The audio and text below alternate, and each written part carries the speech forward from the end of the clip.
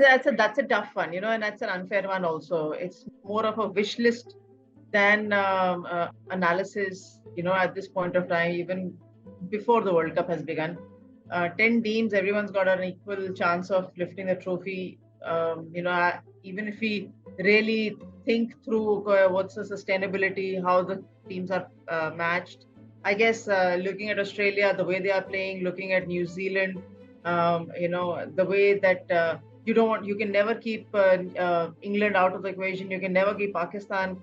We want India to win. So looking at all these, it's difficult to pick. As it is, I've named five. So it's unfair to say that these are my top four. Obviously, it's not about top four. I would want India to win the tournament, but one game at a time.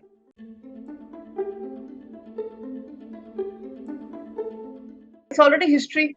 They won it. Good for them because the confidence comes in that you, as a team, have won a tournament, the last of a recognizable tournament before coming in. But then again, they will be, they'll be facing Australia.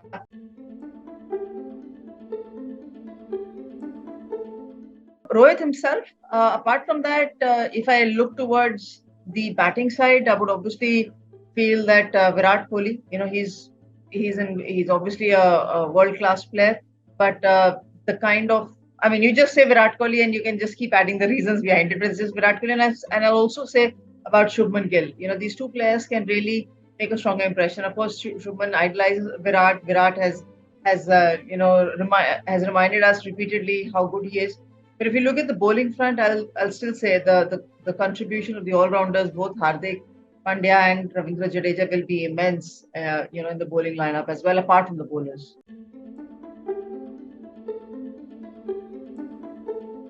It's very clear from the Indian team management's perspective that they're backing KL Rahul to keep the wickets and also be the front runner as a keeper batter. But that's one part of it. I think if we can get both Ishan and KL, it'll be ideal. But then somebody will need to miss out. So between a Surya Kumar Yadav, between a Shreyas Iyer, a lot of other, playing another extra bowler, you can look at the combinations, but it'll be difficult to squeeze both in if you're both looking at them. If you're looking at them both as wicket keepers and batters, but if you just look at them as individual batters, then let's see what the situation arises. I think we've got one of the best middle order batting lineup. Yes, there'll be fitness concerns. There have been so far coming till this day with Shreyas Iyer, but if everyone's fit and raring to go, then I don't think there is any concern in the middle order as well. I mean, we've got batters like a Virat Kohli, like a Hardik Pandya, Shreyas Iyer, Surya Kumar Yadav. Those waiting to get into this lineup is a Ishan Kishan who's vying for a slot. So I don't think is a concern.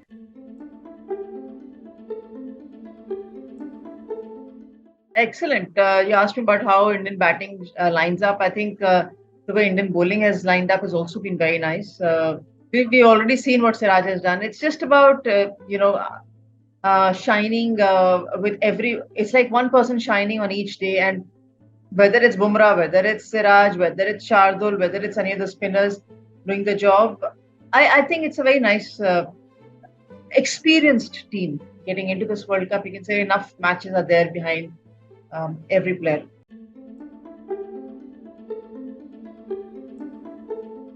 Playing is obviously an advantage because you know the conditions well enough.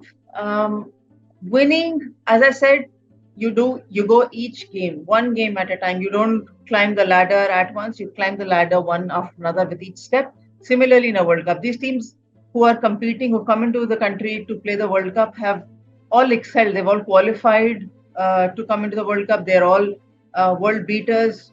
They're all champions in their own right. So I don't think anybody has a right to say that this person cannot win, this team cannot win, or that team cannot win. Everyone has a right to win the tournament. You feel bad, you feel dejected, you feel frustrated, and you move on.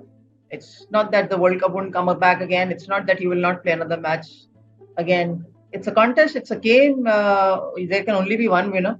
And you just move on from there. You just don't hold back things and say, oh, that's the end of it. No, it doesn't. It isn't.